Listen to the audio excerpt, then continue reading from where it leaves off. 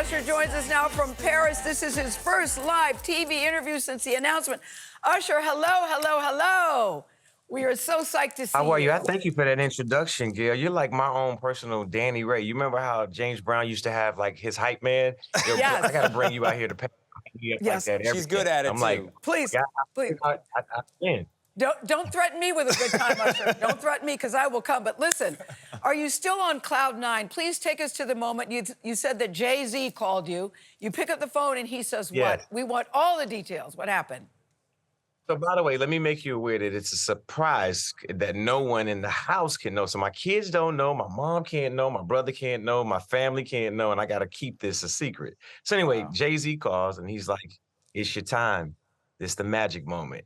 And, you know, my girlfriend is there and she's like, I'm like, it's happening. She's like, no way. And he's like, way. But it's cool. But the hardest part is really the suspense and keeping it a surprise for that time, because my kids were like, Dad, you should play the Super Bowl. I'm telling you, there's a petition online and I'm going to do it. I'm like, you know what? You got to speak these things into existence. You know what I'm saying? Affirmations will hopefully lead to something. Long have you I know known? the entire time. How long have you known? We knew. It was really literally days before the announcement. Oh, gosh. And have you begun to think about which of your hits you're going to try to fit into this 13 minutes you have? I mean, that is not a lot of time. Prime for information, I see. Okay, now, I definitely have a long list of people whom I've collaborated with, and also a long list of songs that mean something so much to people. For every experience that I've had, there's a song. So I'm trying to figure out how to entertain people, make certain that they understand the legacy, enjoy the moment, and make certain that they have a show that they'll never forget. I got a long list of people who have done this and did it right. Michael did it right. Beyonce did it right. You know what I'm saying? Prince did it right. So there's part of this, right, that is your calculation of what you think you need to do for your audience. And then there's God. Like, I remember when it started raining in the middle of Purple Rain, and when Prince said, like, how could you even compare that? You know what I'm saying? Yes. I'm a praying man, and I'm really, really humbled that I had this opportunity. You know, this is something that both my nanny and my grandmother really wanted to see happen, and they're no longer with me. So they'll be watching from the best seat in the house, from the cloud above. But I really am, I'm a praying man, and I want to make it the best performance that the world has ever seen. Amen to that. And we are blessed to have you. Yeah. How does it feel that when it was announced, the world started buzzing? Yes. I mean, your name still rings from coast to coast, locally, internationally. Everybody collectively was excited. It's a How does good that make choice. you feel, Good Rush? choice. Well, you know what? 30 years ago, I made a commitment to offer my best. And here 30 years later now, it's being rewarded with one of the most prestigious performances and stages anybody could ever play on. I'm humbled by the opportunity to do that. But I'm more happy to be able to celebrate with the people that I love the most, you know what I'm saying? And celebrate in a way that people will remember through dance, through skate, through collaboration. So it's gonna be a night of celebration. Every aspect of what has influenced me to be the artist that I am, I'm gonna try to bring that out in that moment. And thank God that Jill, Jay-Z you hear that? Skate? I heard that. Yeah, we were talking about it in the studio. I said, God, I know he has to do some kind of skating, but how many people are calling you, Usher, saying, hey, Super Bowl, hey, you want me to join you? Hey. Remember that song we did way back then? Remember that song we did? You know, we've always been pals. By the way, I don't know if you guys have this thing where you look down and you see like 200, 400 calls and you're like, I can't answer all of this. Like the anxiety of that is enough, but it's in celebration. You know, I don't know. All I know is that this is a moment that I've waited my entire life for, and I am not coming to disappoint. This is going to be a celebration. This is going to be a magnificent night for me. Oh, gosh, I love Usher, that. I'm not coming to disappoint. Speaking of not coming to disappoint, you've got a new album that's going to be coming out. It's called Coming Home. What can you tell us about it? Well, we put the pre-order up on Apple yesterday. As you know, I've been working on this album for some time, and the idea of coming home, you see the peach there, you know where I'm from. You understand that this journey that I've gone through and as an artist and being in this place where I could go to Las Vegas and have a residency and have the success of it and be able to celebrate all of that. And now in Vegas, once again, having the most amazing night of history. So something about Vegas, I don't know. I came home to Vegas. I'm coming home to the most incredible, moments of my life, in the music and also in entertainment. All of it is wrapped in it.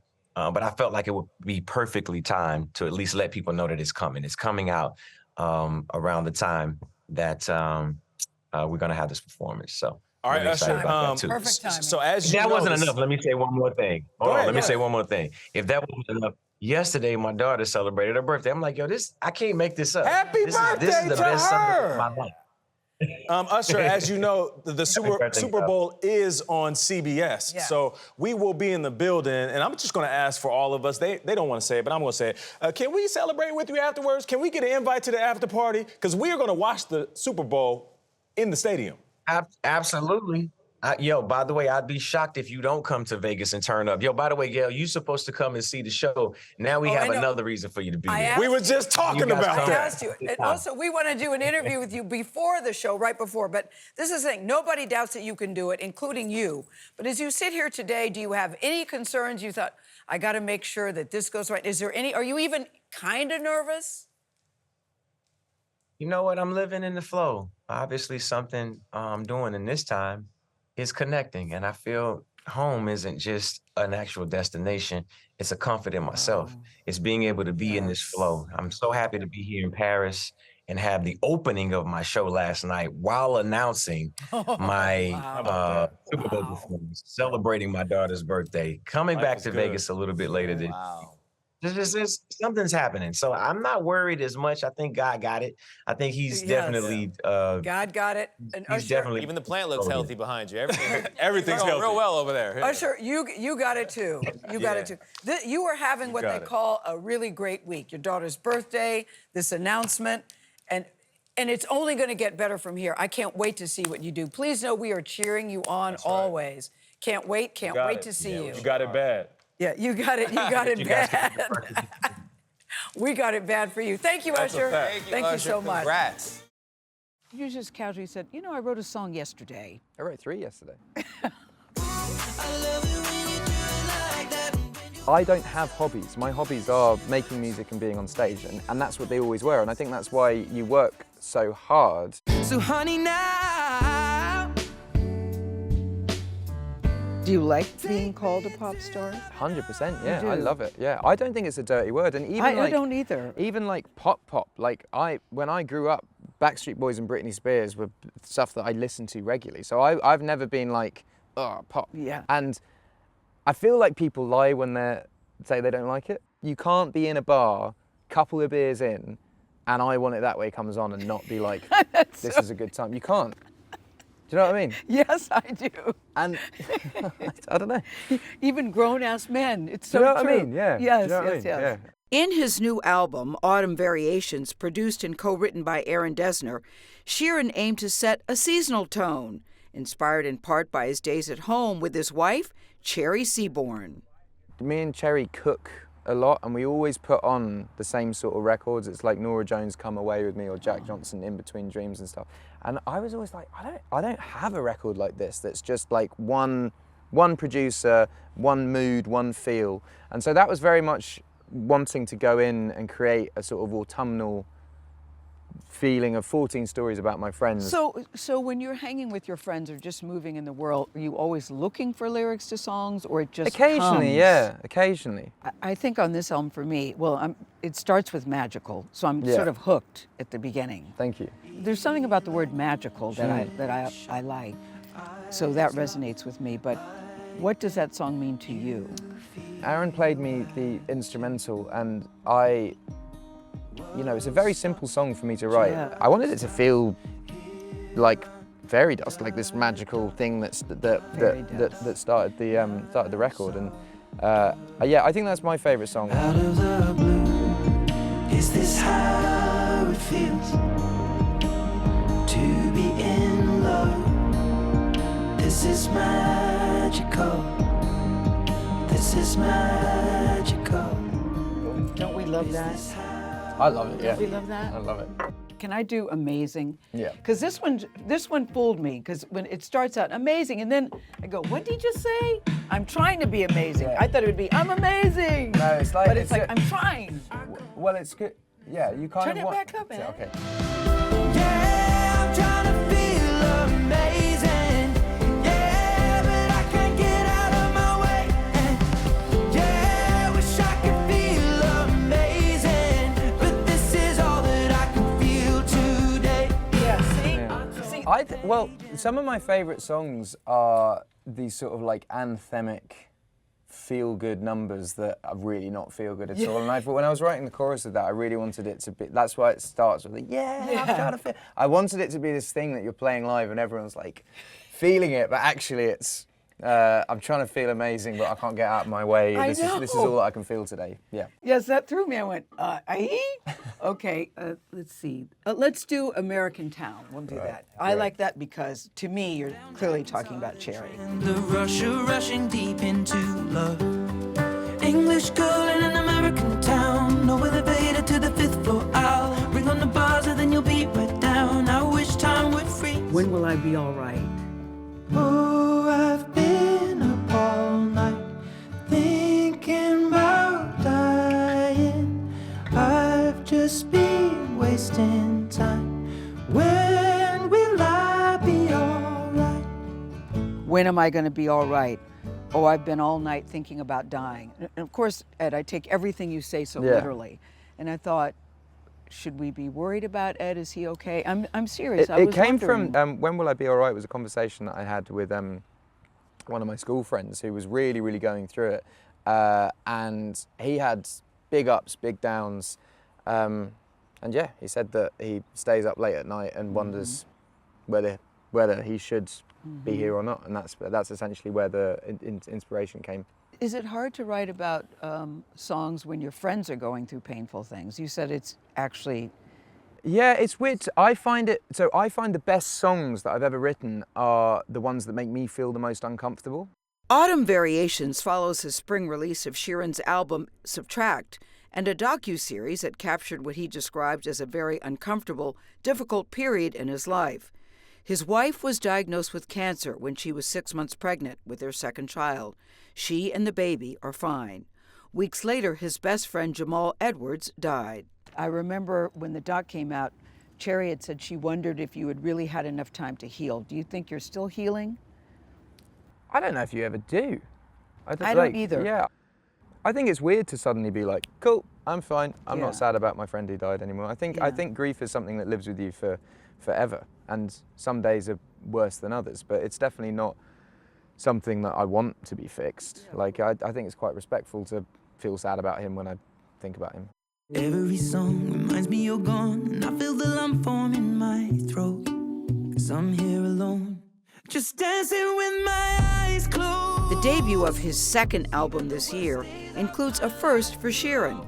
He's releasing it on his own label, Gingerbread Man Records. That's a big deal.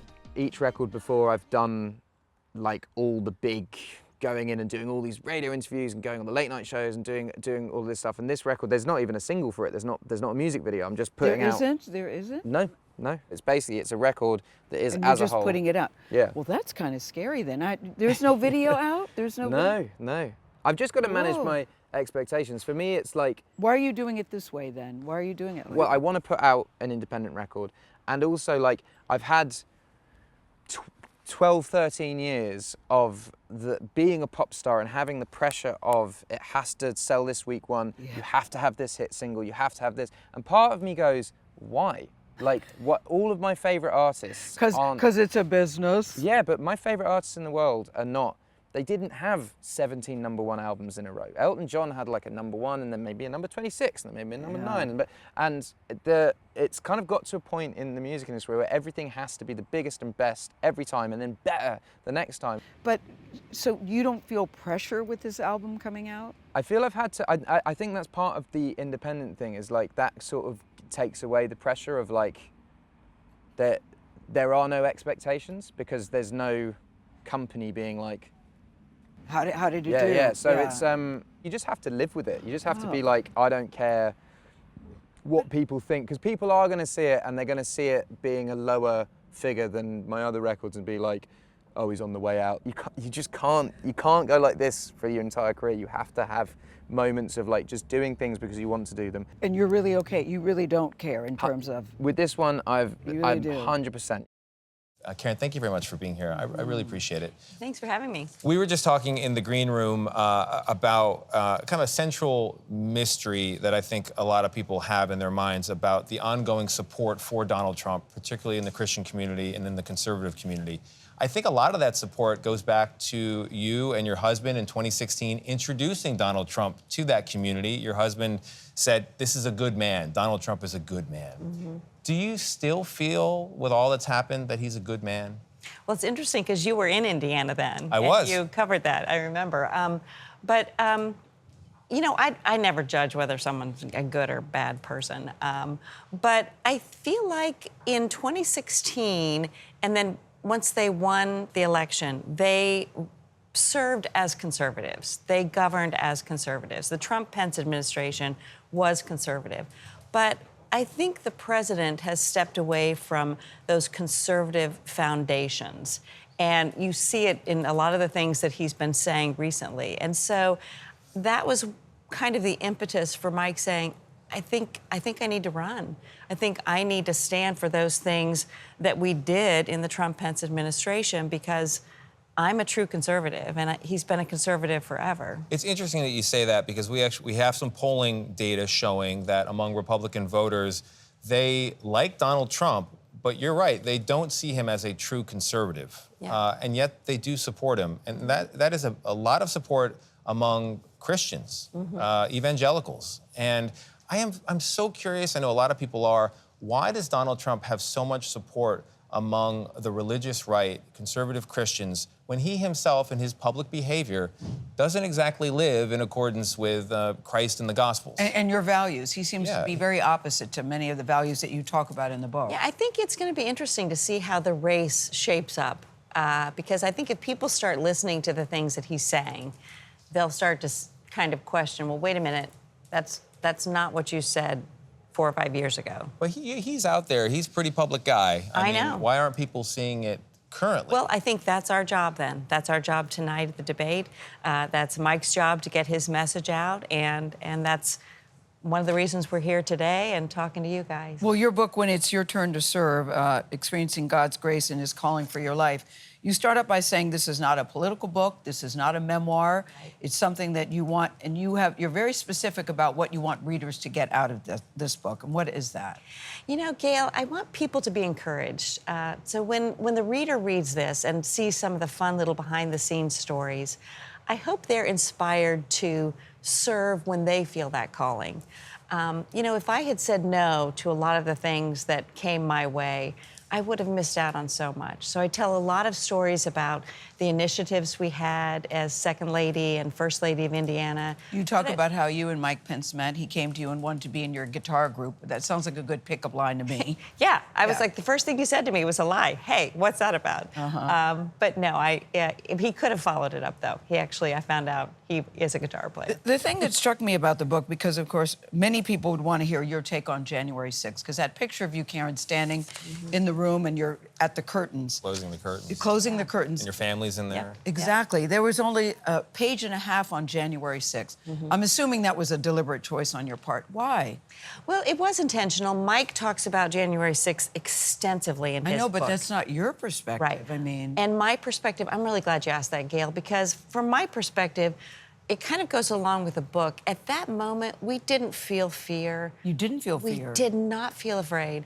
I felt such a sense of calm and peace. Yes, I shut the curtains because we always are aware of windows, you know, when you're in a public position. But at that moment, it's like the whole team had this sense of purpose. Like, okay, we can't worry about everything else that's going on. Right now, we need to get us back in session. We need to finish our job. We need to certify this election. But you had been hustled out of there like your hair was on fire. We were, and I tell you, that was terrifying watching from my kitchen table. I'm surprised to hear you say Yeah. you didn't feel fear. It's humbling. It's a humbling thing to have someone Do you feel protecting you. It is a humbling Yeah. thing.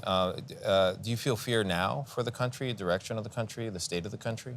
I think most Americans do. I mean, I think we're all kind of looking at a lot of things that are going on in our country right now, and people are afraid, first of all, for their, paying their bills, getting a mortgage, the border. This is the thing. Of course, you're voting for Mike Pence, but if Mike Pence is not the nominee, do you think Donald Trump should be back in the White House, knowing what you know and what you know about the man and the work that you did together? I don't think anybody who puts himself above the Constitution should ever be president of the United States. Yeah. Okay. The cover of the book has a bee and a flower. Yeah. She can What she does can that paint. mean? She can paint watercolor. Yeah, your watercolors are. Yeah, that's. I'm glad you brought that up. Yeah. To me. They're beautiful. They're absolutely gorgeous. But this means something. The bee and the flower. The bee does mean something, because when I was First Lady of Indiana, we started a beehive at the governor's residence. And the first thing I asked when I became Second Lady was, do we have bees at the Vice President's residence? So we started a beehive, and everywhere we went as Second Lady around the world, we would go visit the beehives. All right. Well, thank you very much for being here. Thank you. I was not surprised to learn that you memorized poetry as a kid. Yes. Because you have a natural rhythm with language. The book is serene. It's clear. I think it'll give a lot of people a sense of calm in an otherwise tumultuous period here in our politics. So, Karen, thank you very much for being here. Thank you And she so rides much. motorcycles and flies planes. Just saying. Paul, considering what you've been through, this is kind of a miracle. It kind of is a miracle, actually. It's a miracle to me, too. If there was a red rose in a Paul Rodgers' new solo album, Midnight Rose, shouldn't come as a surprise. and die. He's been making music for more than 5 decades now. All right now, baby, it's all right now. As frontman for the group Free That's right, it cold. and for the band he co-founded. Red company, I won't deny. The singer's often ranked one of rock's greatest vocalists. Like making love, feel like making. But 4 years ago, Rodgers endured a massive health scare that he's kept secret until now. Was there a point which you actually couldn't sing? I couldn't do anything, to be honest. Couldn't speak. That was the very strange thing. You know, I'd prepare something in my mind and I'd say it, but that isn't what came out. And I'd go, what the heck did I just say? How bad was this? 11 minor strokes and 2 major strokes. Paul's So when I wife, saw Cynthia it, Kurlock it's Rodgers, an MRI. says the first major stroke was sometime in 2016. The second, in October 2019, was the one that sent Rodgers into major surgery. That had to be terrifying for you. It was terrifying, but I couldn't be terrified. That's just taking time away from his healing process. Yeah. So, You were convinced he was going to heal. Yeah, he had to. I was just praying. All I wanted to be able to do was walk and talk with him again. That's all I asked for. I never say never, as Cynthia says. Rodgers' surgeon said he needed an endarterectomy, a procedure to remove plaque clogging a carotid artery. And they cut the neck, and he said that he was very careful because he knew I was a singer, and that when you cut the neck, it's very close to the vocal cords. Did you know going in what the risks were of that surgery? Yes, I did. They told me, they were very clear, you may not come out of this alive. And I said, oh, well, that's a plus, isn't it? So it was like fingers crossed, you know. Yeah. And when I woke up, I opened my eyes, I thought, oh, I'm still here. His doctor even had a playlist. He said while he was performing the surgery, he played Bad Company. And I thought, okay, like which track? Please tell me it was Seagull or, something gentle, Tell me it wasn't Deal with the Preacher or, something like that. Rodgers' son and daughter visited him after the surgery, but recovery was slow. I would bring the guitar out in its case, and I'd put the lid up. And he'd walk by, and he'd put the lid down. And this went on for a few weeks. I don't remember I that know at you all. don't, love. You were trying to coax it. I thought that music would be his way back to him. And it was, Yeah. actually. Yeah. It definitely was. It was 6 months before he played the guitar again, but gradually, the music came back. Each thing was a step forward. Each thing that I did was an achievement, you know. Yeah. Oh, I can do this, I can sing. Yeah, that tempo feels really a groove, doesn't it? A year and a half ago, Rodgers went into the studio in Vancouver. How did it feel for you to hear him sing again? Oh, no. Oh, sweetie. Yeah, it was amazing. Yeah. Yeah, I didn't think that would ever happen. And I had heard him singing around the house, and it wasn't what it was. It wasn't what it once was. Now you tell me. But yeah, amazing to hear him sing again. Just phenomenal. To have an album to put on a turntable. I know. Rodgers saw the new vinyl for the first time with us. Look at that. Wow. It's on the newly resurrected Sun record label. Here comes the sun. And I say it's all right. Like the label, Paul Rodgers is rising again. Take love when you find it.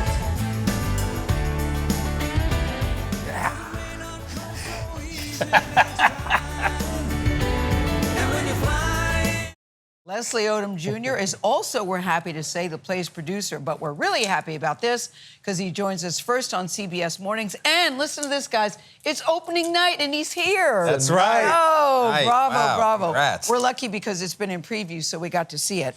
And I love how the play opens right before it starts, when we're sitting in our seats. The voice of God, which sounds like Kenny Leon, the director, says, 62 years of drama turned into outrageous comedy. Lean into it and you'll get it. That's right. What do you want us to get, Leslie? Number one, you were knockout. You are knockout in this play. Thank you so bravo. much. We want you to get all this joy. I'll tell you, as an avid theater goer, I go to see so many Broadway shows and off-Broadway shows, and I've done a handful of them. This is a very rare piece. How so? Very rare. Number one, you're stepping in Ossie Davis's shoes. Let's just start with that for a second. Yes, you don't always get to do that, but it's just very rare to have a piece that is this joyful and this meaningful. That you can have this much fun and still get your veggies. You know, that you can have this much fun and still leave thinking about something, leave having been impacted, and not just entertained, but also, I was going to say, this is the first revival of it. It came out in 1961, but you were aware of it long before. You used to perform portions of it for auditions back in the day, right? So how did it come to you in the first place? Yeah, as a young actor, it's just one of those pieces that somebody put in my hand, like, hey, you should, if you're gonna be acting and doing monologues, here, this show has some monologues in it. And I'll say, drama, it occupies this really interesting, unique space in literature in that it is undeniably great literature when you think about Shakespeare or Moliere, and we read this stuff in 8th grade, wherefore doth thou art, you know what I mean? It's like, right. And so it's hard to grasp the full meaning of a play when you read it. They're meant to be seen. They're meant to be experienced. And so when I read it as a kid, I didn't understand what a riot this play was, It really was, It's very funny. Yeah, it was as we started to work on it, as we got into the room, as I started to hear my castmates find their characters, that we discovered the romp. Yeah. Now, It is a speaking romp, of that's right. finding your character, I'm always curious about the parallels that a performer draws between them and the character that they are playing. So what are some things about Purlie Victorious that you identify with? Oh, wow. I revere him so much, the character. I hope that people would say that I am as bold. I hope that people would say that I'm as brave when needed to be, that I stand for justice. He's a good dude. He's ridiculous, right? But oftentimes, it's like. Well, aren't we all kind of ridiculous? That's what I mean. It's when I was thinking about, I was doing some clowning research. When you start thinking about this is an outrageous comedy. You know? But there's a famous clown that says, you admit that you're a clown. You're already a clown. You know, you're not like going in search of a clown. It's really just about admitting already. It's in you. Yeah. He's ridiculous, but he's a lot of fun. And I wonder, you know, we opened with a clip from Hamilton. I wonder where that sits with you. I know Lynn came to see the show the other day. Yeah. What does that mean to you, that role? And that the fact that you two have the connection that you have when you look at this. Lynn was there. There's Lynn backstage. Yeah. Backstage when he came to see. Where does that sit with you? That's how most of us got to know you. Yeah, Lin-Manuel, the show opened the door to all of the wonderful things, you know, that have happened in my life. And Lin-Manuel was the first one, you know, to really ask us to believe that we were capable of more than we'd historically been asked to do. A room full of black and brown people. You know, no one had ever asked us to fly. And Lynn said, I think you can do it, Lynn and Tommy. But now you're on Broadway yourself in the lead role, Purlie victorious. You're a producer. Your wife, Nicolette, your lovely wife who's here too, also one of the producers. That's right. What does that mean to you? That's beautiful. And what does I she think say so to you? Because, too. you know, speaking about clowning, my wife sometimes think I'm a clown, right? Yes, So, like, you are. And okay. So she doesn't mean it in a nice way. It's not as poetic when she says it. What does this mean? Did your wife give you any notes on the performance? You better believe she did. Yes. She's an actress too, we should say. She's a brilliant actress. There she is. She earned that producer credit, believe me. Yeah.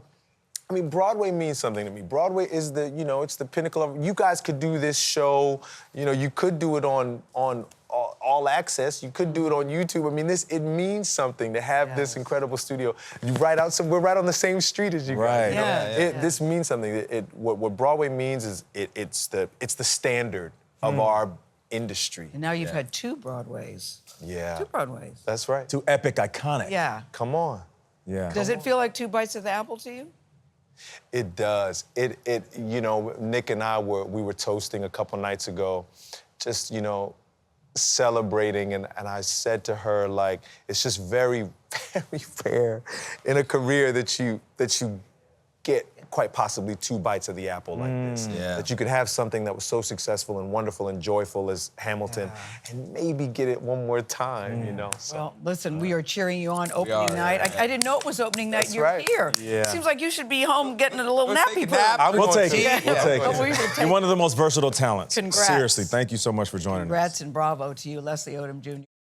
Thank you for being here. Tony, thank you for having me, all of you. And thank you for watching. I hear you actually tune into the show before you appear Every on it. morning, That's very we love good. It. Michelle, my wife, and I watch it every morning. How about that? Do we help you get to the temple of tranquility? Quickly, that's what you want to do. You want to get there quickly, right, so you can be serene. Isn't that what we're going for? Yes. You wanted serenity, but you wanted it fast. You're right in the and book. I tried to find it in all the wrong places. In a bottle of Stoli, let's say, you can get some serenity that way, but I wouldn't recommend it. It doesn't last long. Yeah. Where did that come from, that rush?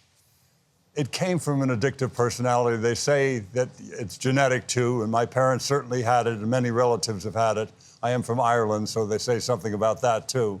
I mean, not from, my grandfather came over in a boat from Ireland, so it's certainly in the blood. But I had the behavior, and I acted in a crazy manner from 71 through 78. I drank a quart of vodka every day, and I operated a vehicle. Would not recommend that. Wow, no. No, I mean, you've had quite a story. I mean, I'll just give people a couple of highlights because you got to read the book to get it. At one point in your life, you smoked a joint with Charles Manson. You've been on a road trip with your wife, the lovely Rochelle, your ex-wife, and your daughter, and you all shared the same room. You were once beaten up and stabbed. Clearly, you survived. Jeff Goldblum was held up at gunpoint on your front lawn. So you've had some wild and crazy days. But one of the most poignant stories, I thought, was about Billy Boyle, who's your sober coach, because you talked very candidly about your drinking. You know, many people were very talk about supportive of that? me when I decided to get sober in the late 70s. But some were not, and they're of great value as well, the people that were kind of over me and said things that seemed kind of harsh. When I came in and out of some recovery meetings, let's call them, over the years, I had finally come in and out the 4th or 5th time. This guy, Billy Boyle, was smoking a cigarette out in the foyer and said, "Oh, you're in here for what, the 4th time, Slim? You're never going to get sober." Yeah. I went, what a thing to say. Why would you say that? He says, because I've heard about you. Don't you have some show over at Universal? I said, yeah, I'm in Battlestar Galactica. Aren't you married to some woman named Gretchen? Yeah, it's Ingrid, but yeah, I'm married. Got a couple of kids, and you got a nice little house in Hancock Park. I said, yeah. He said, oh, you're screwed. Yes. Wow. I said, what do you mean by that? Because you haven't lost everything. when you lose everything, Yeah. let me know. And he But said, next time you feel like taking a drink, what did he tell you to do? he said, you call me before you drink, or I'm going to come there and kick your ass. Yeah. And he told you exactly what you And it needed worked. to hear. Yes. Exactly, and then I did. I was about to get on the plane to work on the movie The In-Laws, and they rolled that cage up there at the bar at LAX, 8 in the morning or something, and I ordered a Bloody Mary, and I was about to put it to my lips. I went, Billy Boyle, damn it. They didn't have cell phones then, so I called him up. It made a difference. I said, Billy, I'm about to drink. And he said, no, you're going to be fine. Call me when you get to Cuernavaca. Wow. I said, but I just said I'm going to drink. He said, you're not going to drink. I said, I got a first-class ticket to that. I'm going to get free drinks. I'm going to drink in the plane, not just here. He said, you're not going to drink. I said, why am I not going to drink? And he said, because you called me. Isn't that good, Nate? I love that. I'd never heard about that before. Also, this book you reveal for the first time about Parkinson's. I mean, you write in the book, the chapter's called Jerry Lee Lewis, whole lot of shaking going on. And you realized you had Parkinson's. First, you were in a plane, and you thought something had happened with the plane, but 2016, you were officially diagnosed with Parkinson's. Yeah, You're letting us in about that for the first time. Yeah, there's no great time to get it, I'm sure, but there's a better time to get it, and that's now, because you can have Parkinson's as I've had since 2004, diagnosed with it since 2016, and it's like this.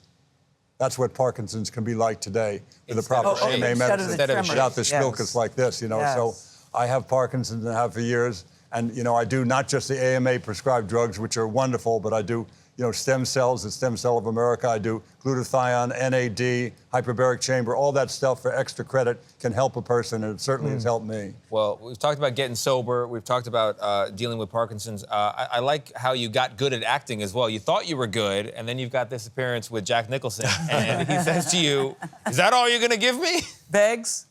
He was a great friend. First of all, he gave me a part. I just called up, said, is there anything for me on this movie, Going South, that he was in and was directing? He said, let me see, Beggs. And they wrote a part called Whitey for me.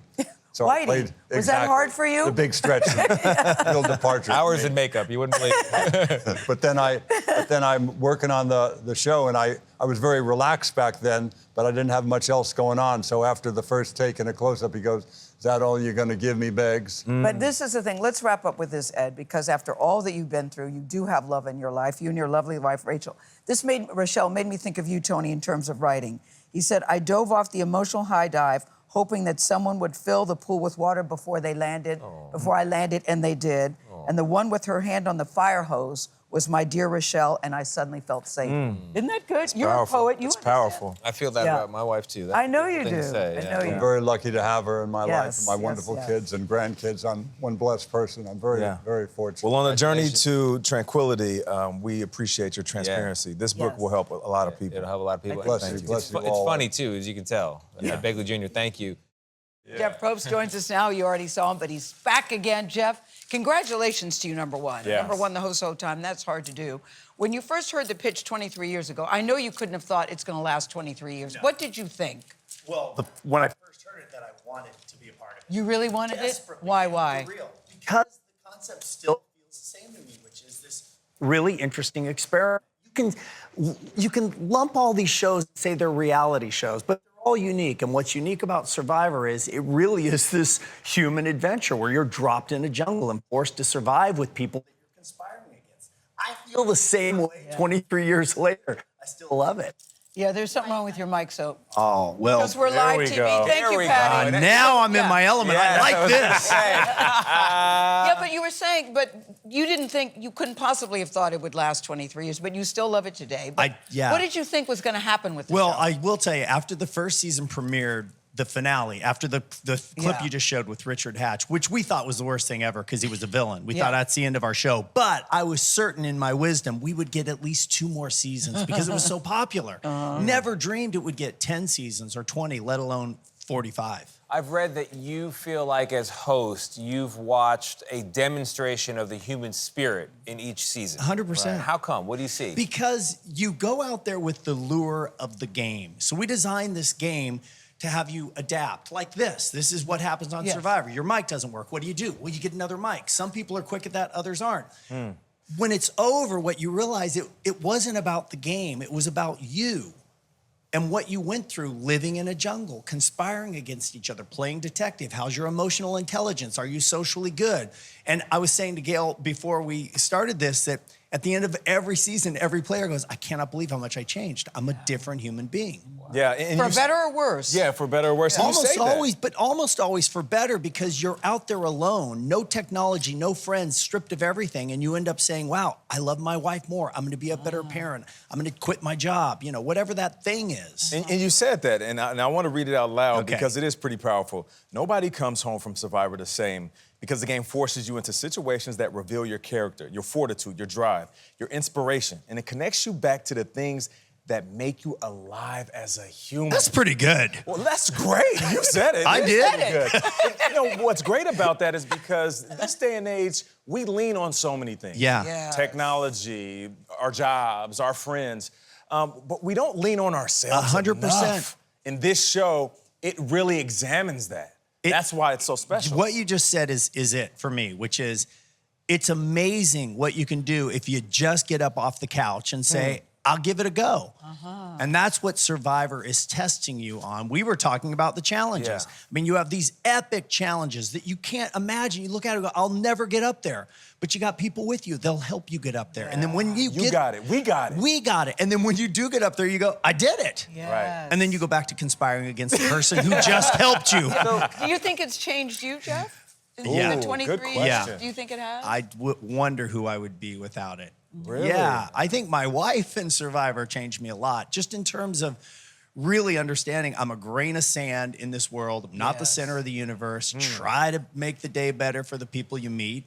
And I too want to be tested. I want to put myself in unfamiliar environments to see, which is what we do creatively on the show. We take big risks. Are you more comfortable in these uncomfortable spaces because of hosting this show? I think I'm more comfortable, yes, but I'm still uncomfortable. And that's when I know I'm alive, is when I say, why did I say yes again to this? But then you come out and you go, I'm glad I did. So tens of thousands of people for each season, they Yeah. get up off the couch and they say, I want to be part of it. That's Pick right. me next. Yeah. And one of the most enjoyable parts of being a producer on the show, in addition to host, is picking who actually becomes part of the tribes.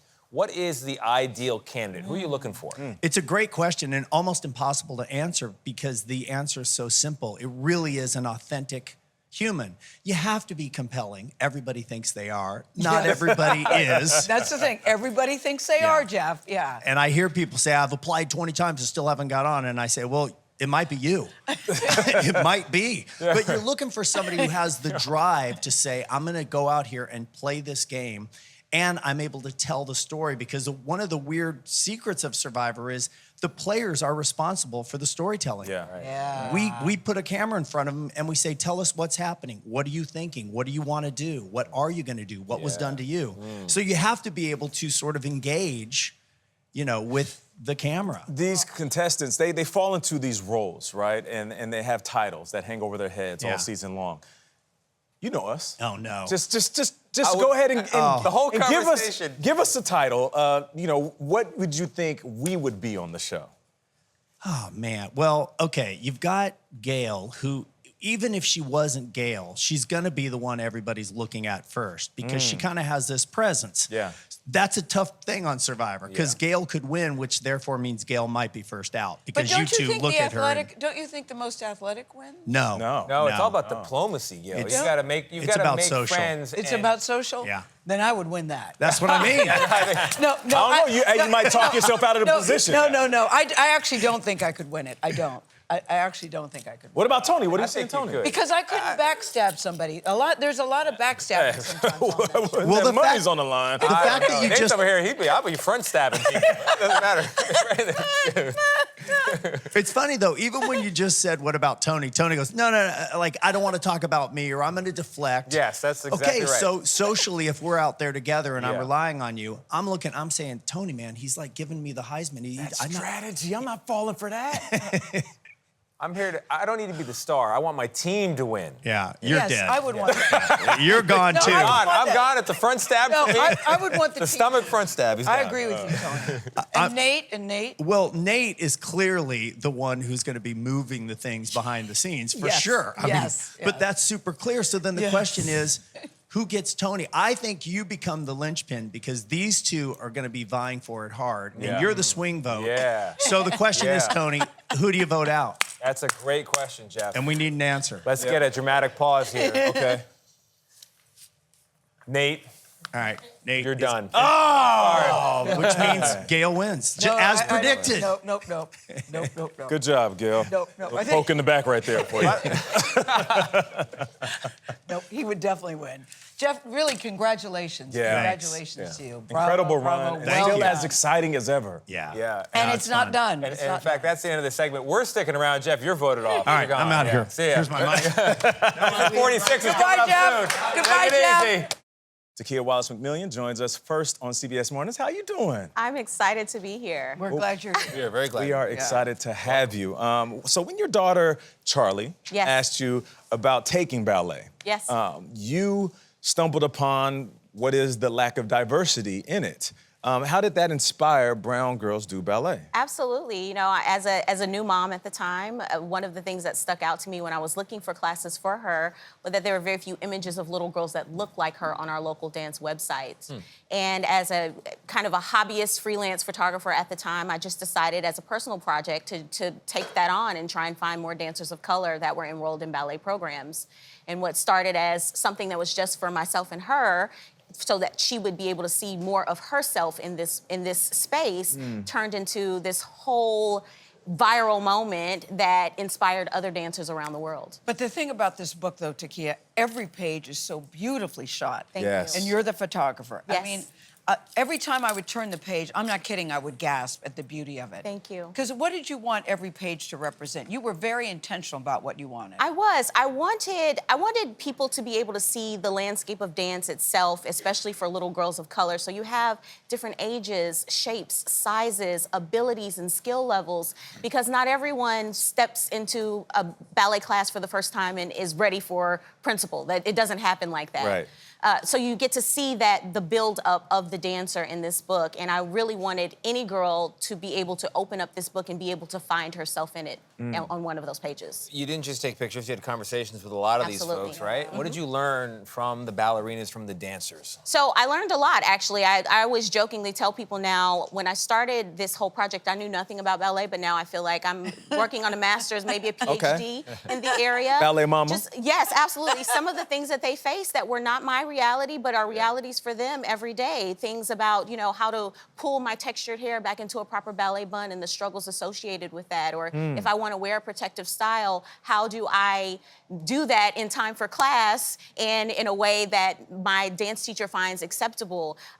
Maybe my hips are a little bit fuller, my chest is a little bit fuller. How do I make sure that I have the right leotard so I can make sure that I am in class and presenting properly? I've learned so much about how girls feel in this space, especially when they may be and often are the only one in those classes that look like them. There are so many great quotes in the book. One of them is from Grace Butler, who says, we're often told dance like no one is watching, which most of us do. But you say brown girls should dance. Why? They should dance because they're not only doing it for themselves, but they're inspiring the next generation. If you see more of yourself in a space or more people who look like you in a space, there's never a barrier for you. You never know a time. This younger generation will never know a time when that was impossible. So don't dance like no one's watching. Dance like everyone's Everybody's watching. Everyone. Charlie was 3. How old is she now? She is 14 years old now. But you said as a parent, we want to do what for our kids? Because We you want said, to if Charlie give them said, I want to go to the everything. moon. Yes, I knew as soon as I held her in my hands on August 21st, 2009. She's a Leo? She is a Leo. Ooh, a fire okay. too. That it didn't matter what she wanted to do. If she wanted to know how to, or she wanted to go to the moon, I was going to be looking for tickets to get her there. You know. Yeah. So something like this, with it being ballet, while it was foreign to me, I knew nothing. I'm not that girl. I'm wearing pink today. Not that girl. Yes. But it was completely foreign to me. But it was something that she wanted to do, so I was going to make it happen. That's what parents do. Now, we have works of art that's beautifully captured and well written that can help with the inclusivity. But what more needs to be done in this space? So many things. I will say that there have been great changes in the ballet world. There are more brands that are offering brown tights and brown shoes, which is amazing. And there are more artistic directors that are looking at their companies and saying, it should be reflective of the communities where we perform. But there are still changes that need to be made across the world in the parts that are given to dancers of color and the opportunities as well. Yeah, I never even thought about the shoe color. Yes. Until Right, and the Misty tights, Copeland, yeah, right. Misty Copeland mentioned it too. Yes, I never yes. thought about the difference in the shoe color. Absolutely. What a difference that Or the hair, Or the hair. hips, Yes. and the Yeah. body. Yes. Yeah, all these little things that could be overwhelming. Absolutely. Bravo. Absolutely. Bravo, bravo, bravo. Author Rachel Renee Russell and her daughter, Nikki Russell, who co-wrote and illustrated the book, join us right now. Good morning. How are y'all doing? Morning, doing well. Thank you. Happy to be here. Well, we're happy to have you. Rachel, take us to the beginning. How did Dork Diaries come about? Well, actually, Dork Diaries is based on my two daughters. When they were in middle school, they got good grades, they were hard workers, and teachers loved them, but they were tall for their age. So they were teased a little bit and bullied and called dorks, and they had a really, really hard time in middle school.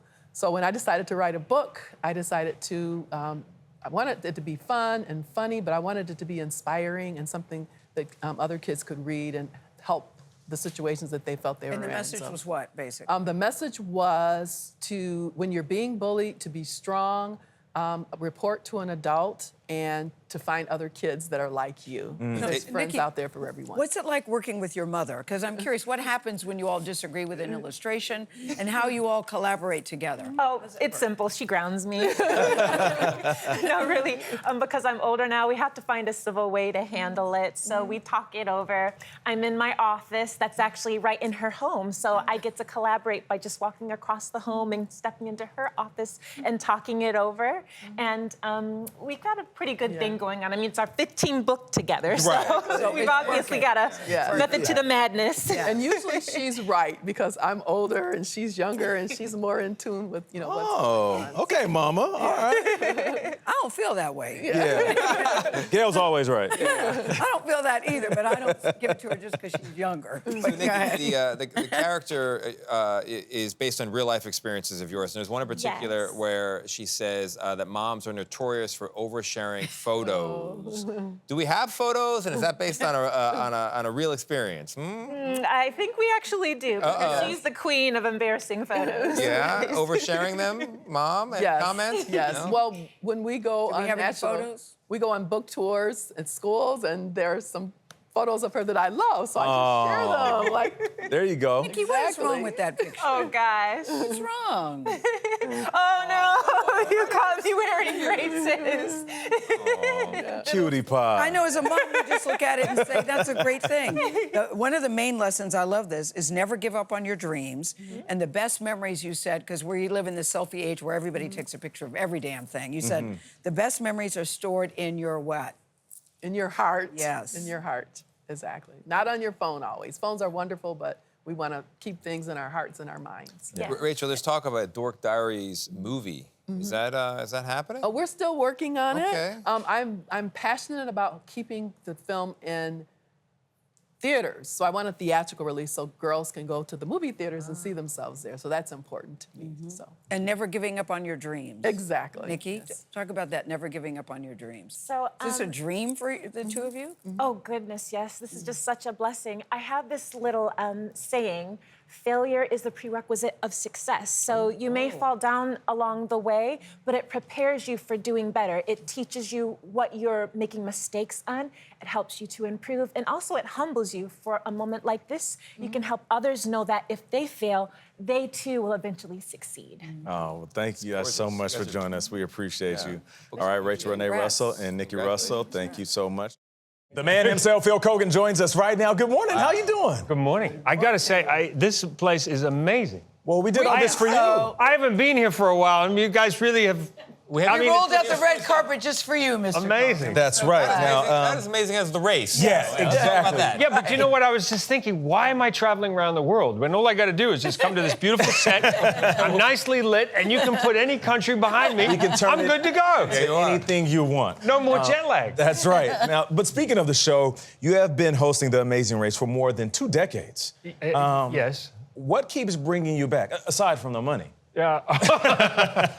Well, you know, I was saying to Gayle before that I think when you love what you do, you really, and you're passionate about what you do, and I am passionate about people. I am passionate about places around the world. I've been lucky enough to travel around the world since I was 3. My mom is a music teacher. My dad was a plant scientist. We got to travel extensively throughout South America and around the world with my parents, and I saw how they were with people. And, you know, being a teacher, you're a giver. And my father, working in agriculture, he's a giver and sharing. And so I just fell in love with people. Yeah. And I think right now, Amazing Race is needed more than ever. There's so much divisiveness in the world. And we're talking a lot about what makes us different. And I think with Amazing Race, we're actually showing more about how we are the same. Yeah. We care about our families. We care about putting a roof over our families' head, and if need be, we can work together to accomplish anything. Yeah,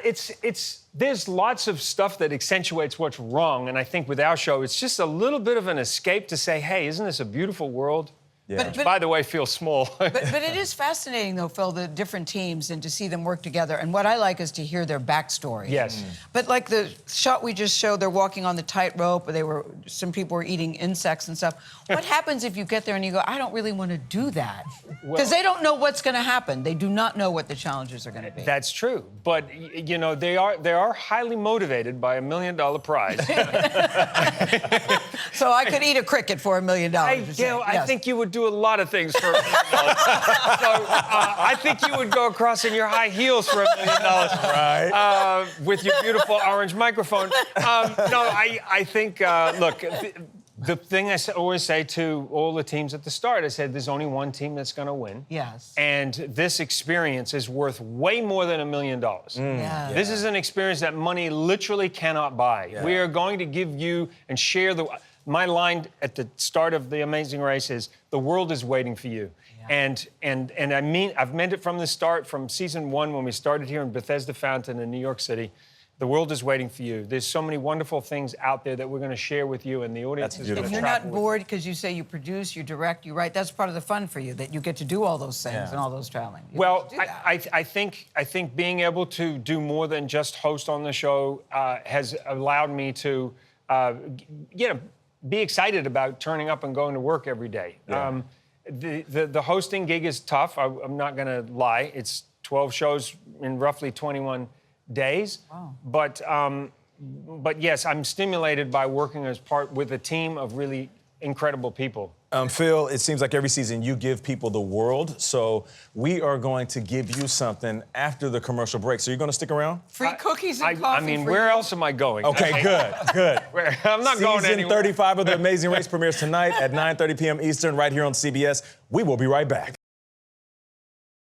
And we're back with Amazing Race host Phil Keoghan, whose show has won 15 Emmy Awards. Wow. And that means we got a surprise for you, Phil. Chrissy Fernandez with the Guinness World Records is here with a very big announcement. Chrissy, what do you got for us? Uh-oh, here we go. All right. Today, we are here to present you Phil Keoghan with the Guinness World Records titles for the most primetime Emmy Award wins for an outstanding reality competition program and the award for most consecutive primetime Emmy Award wins for an outstanding reality competition program. Congratulations. Bravo. You are officially... Wow. You are officially amazing. I like that, Chrissy. Of course, this goes to all the thousands of people who have worked on The Amazing Race, thousands of people around the world, and of course, Bertram and Elise, who are the executive producers who came up with this idea in the first place and launched this back in 2001, and it is an honor to receive it from you here today. So, and thank you for... But just think, Phil, it's quite a journey on here, right? I mean, this began as a dare. A friend of yours came up with an initial idea, it developed from there. At that beginning point, did you ever think you'd be standing next to 2 official Guinness World Record plaques? No, I didn't know. Personally, I didn't know whether we were actually going to get through the first season. Wow. I remember, like I said, we started in Bethesda Fountain. I was considerably younger there. Are you all right holding those? I feel terrible. We got to stand. You look strong, but I'm just saying. Can we get Chrissy a chair? So I was standing there, and I remember I said go, and then it was such a build-up to go. We all sort of stood around like, okay, and then we're like, oh my goodness, we got to get to the airport. Like, they've gone to the airport. Like, let's go, everybody. So we took off. But I honestly, it was such an audacious and outrageous idea that I wasn't sure, like, are we going to actually make it around the world and get this thing done? But just think about that, to go from the Bethesda fountain to where you are in this season in Thailand. Just think about that. Well, it's an amazing, literally an amazing journey. And, you know, I had missed out on Survivor. I was up with Jeff Probst for that gig. Oh, you were? So that was That's interesting. recently fresh in my mind. Yeah, we was down to the two of us for that gig, and I thought that was, you know, that would be incredible. And then I was up for some other gigs and got close with those, and then this happened. When the AI overlords take over, I'm going to just do Amazing Race competitions, personally, my whole life. That's going to be it. You'll do it with me, right? Yeah, I'll do it with you. I want to physically do it, by the way. Yeah, I do. I honestly want to do it. Yeah. I don't mean announce it. I mean, like, I want to be on the zip line. Yes, for sure. But it's funny how life works out, because I would imagine you're disappointed when you didn't get the Survivor, and then you get this, and this seems so perfect for you, Phil. Well, thank you. And, you know, I remember I was lucky enough to be on Oprah's show, and it was before Amazing Race had launched. Yeah. And I remember Oprah was like, what is this Amazing Race thing? I said, but now just she hold knows. on, Oprah. Now she knows. Simply amazing. Thank you very much, Chrissy. and congratulations. Thank you, Chrissy.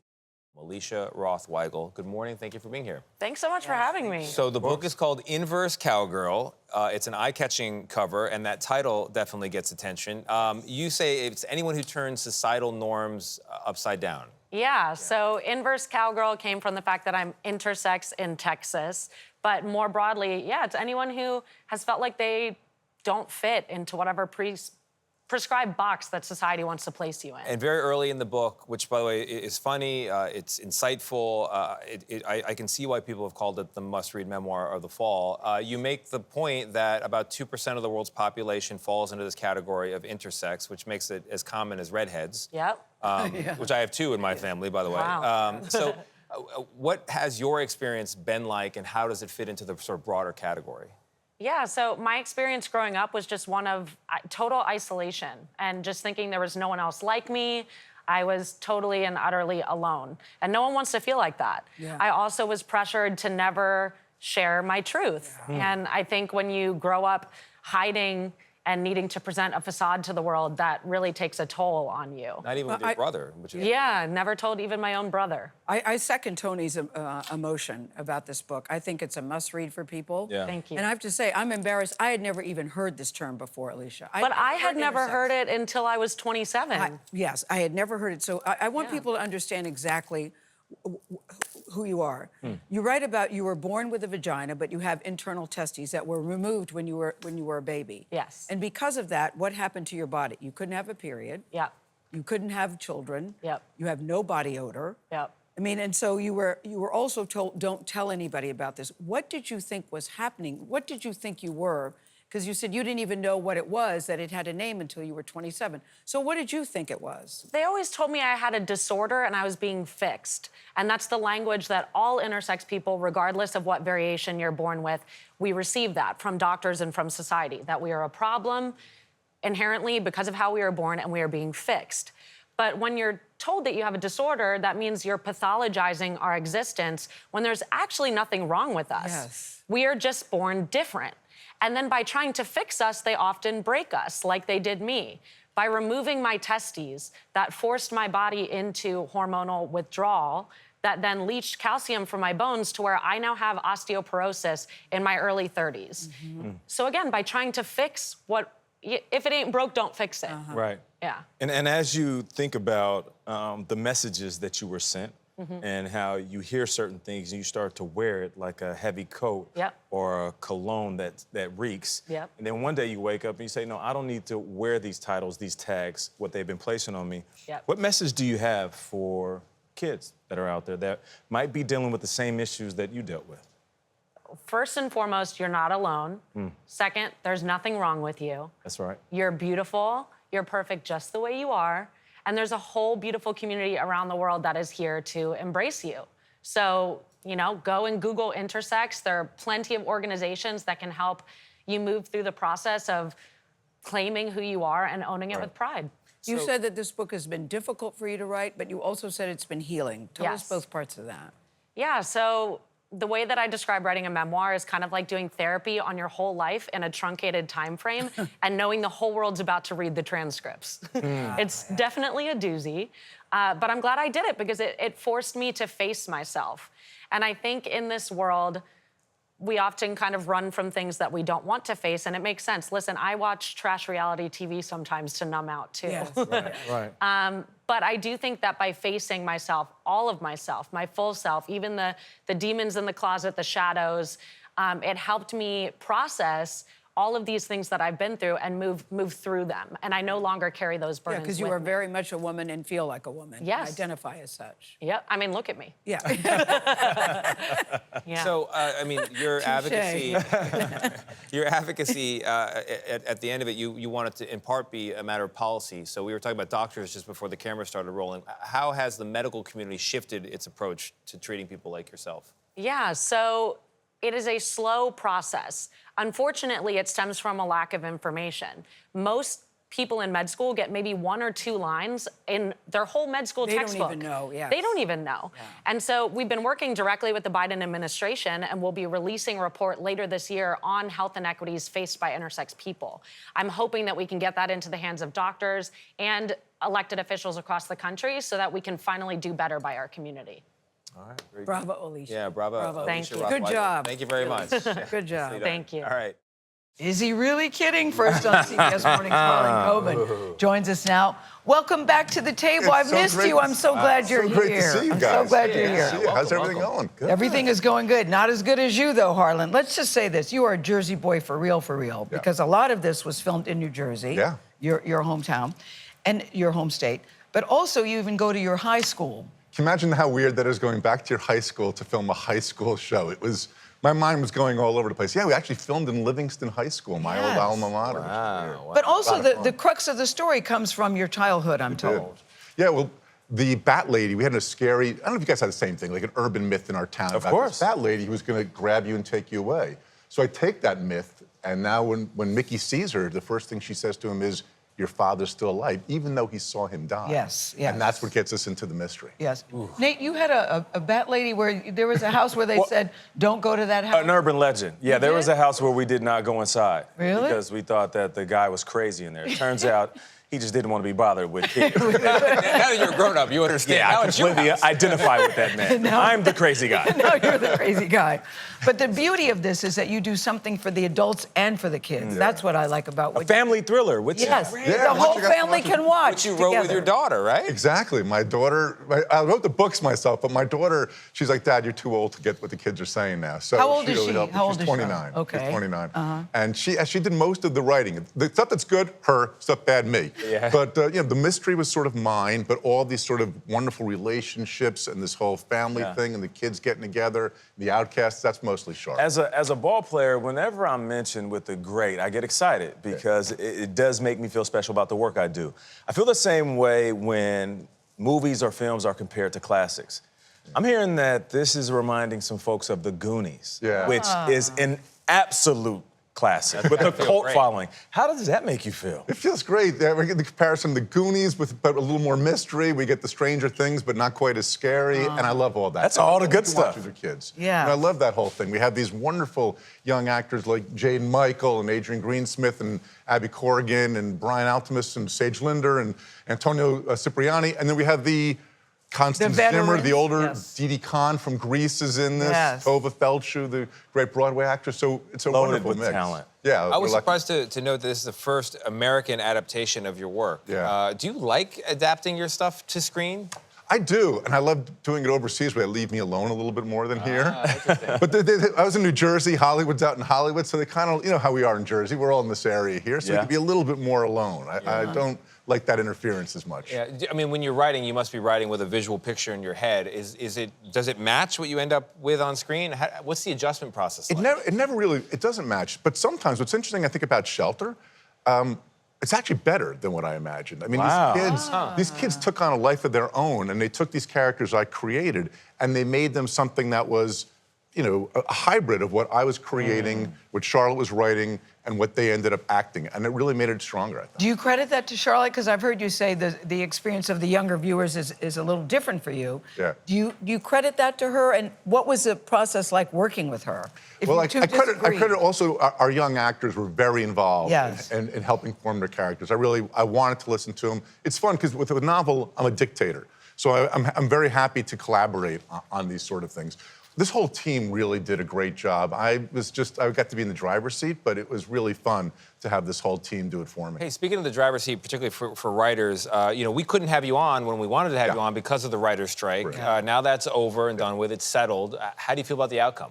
I feel great about the outcome. I'm worried about my friends at SAG, and so I wish the actors were here with me.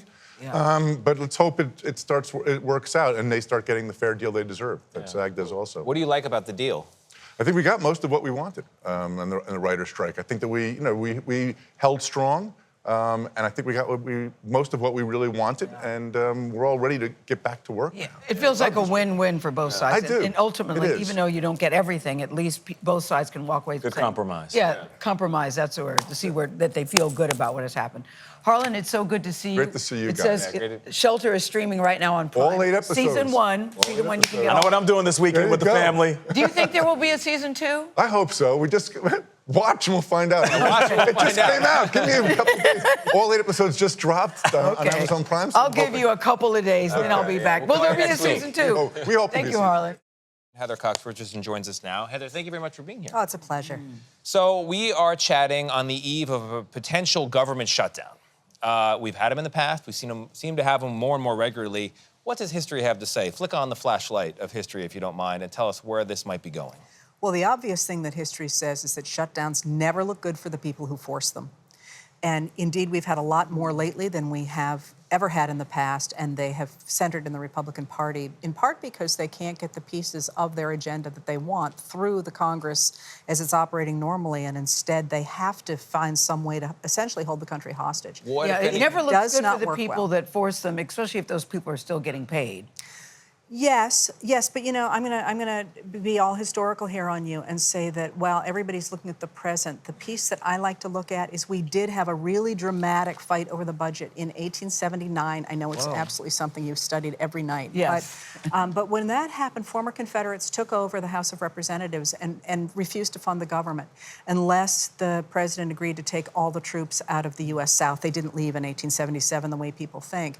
And when they did that, the president refused to sign their budget. He vetoed it again and again and again, and his back was stiffened by this person nobody knew a lot about. He was the minority leader from the House of Representatives. He was a guy named James Garfield from Ohio, and that's how we ended up with James Garfield as president in 1880, because the American people who had been leaning toward voting for Democrats in 1880 said, we're done with that. We fought that war. You're going to war against the U.S. government, and we are not behind that, and we're going to elect the guy who stood against you. Well, some of your opening words in this book, you write, democracy dies more through the ballot box than at gunpoint. I thought that was powerful. How much of your writings serve as a roadmap for the future of democracy and how we should really cherish the vote?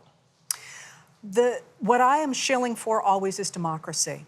And the answer to that is the writings that I do every night and in this book as well are exactly that, a way that the American people have in the past stood up to fight back against those moments which are not infrequent in our history in which a small group has tried to take over our government. And again, the really obvious place to look in this moment is the 1850s, when in 1853 it certainly looked as if the elite enslavers had taken over our system. They'd taken over the Supreme Court. They'd taken over the presidency. They were making inroads on the House of Representatives.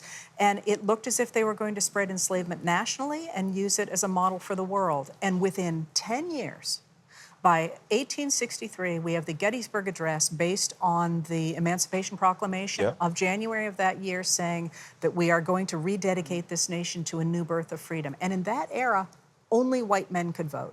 We also had a war following that. It's a little bit frightening to hear that you're comparing our present moment to the 1850s, because we know the next 10, 15 years is not great. Next 150 years is not great. So what does that say about the waters we are sailing into? And you offer some hope in this book. What can we do to ensure smoother sailing? Well, I hope I offer a lot of hope in this book because the whole end of it is how, in fact, we reclaim democracy and makes the point that, in fact, we have managed to save our democracy and expand it over the years because marginalized peoples have, in fact, always kept the principles of the Declaration of Independence, the idea that we all should be treated equally before the law and we all have a right to our government, front and center in everything they have done. Heather, could I? Go ahead. I'm really curious about something that's kind of a bigger issue here about the context of the book. You know, if you look at surveys now, Republican trust and confidence in higher education and college has just nosedived, right? And there's some evidence that the people running colleges are liberal, the people teaching colleges are liberal, and even more of the students identify as liberal. Is that a problem for the generation of knowledge in our country? Is that a problem for our politics? Is it a problem for the reception of a book like yours? So I'm fascinated that you suggested that because one of the foundational documents for the people who have now taken over our government was a book in 1951 by William F. Begley Jr. called God and Man at Yale, The Superstition of Academic Freedom. And what his position was that we should not focus on fact-based arguments when we tried to move the country forward, because if you used fact-based arguments, people voted for the terms of the New Deal. The idea that the government should regulate business, protect a social safety net, promote infrastructure, and protect civil rights. So instead of actually using fact-based argument, what we really should do was indoctrinate them, and that's my word, not his, but push the idea of Christianity and free market capitalism. That what we're really talking about is the idea of basing our reality in reality, you know, and that, you know, what do they say? Reality has a liberal bias. But I think all of us want to get back to a world that has our feet under us with actual facts. Yeah, we would like to stand on reality. It's hard to fit history into a morning show size conversation, but I appreciate you trying. Heather Cox Richardson, thank you.